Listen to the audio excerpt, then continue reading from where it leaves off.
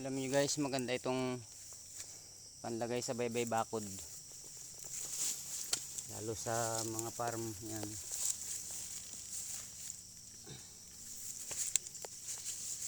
Magandang panlagay sa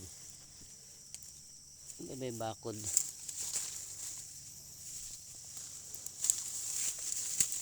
Iwas talsik sa nyug, yung mga napatak na nyug, yun masasangga po nito para hindi lumiban sa kabilang lote. Ayun. Ito po ang ginagawa ko. Ano ba ito pa? Ito ba yung San Francisco? Binawaybay ko po sa bakod.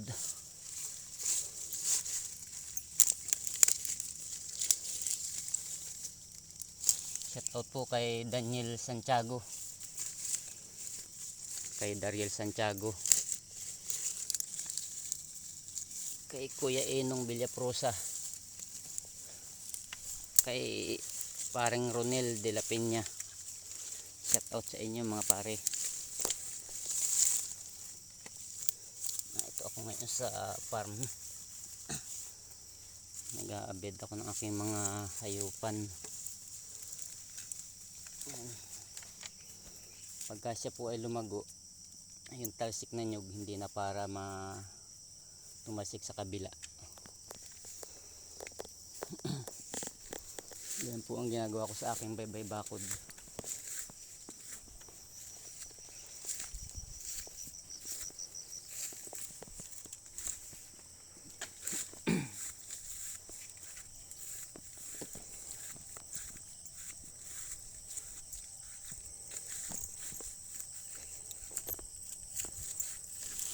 Laglag na palapa, simot ko na po para itim din.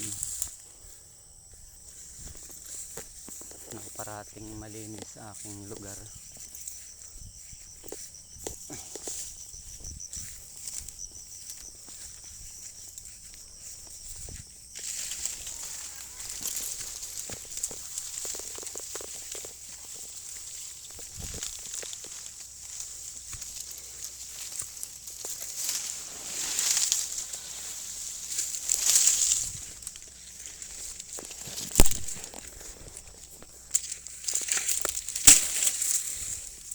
Putulin ng tatlo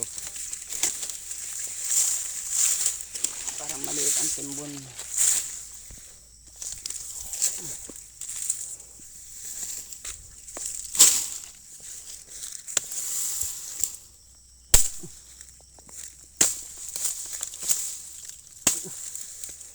Bumagyo kaya nangalaglag ang palapa.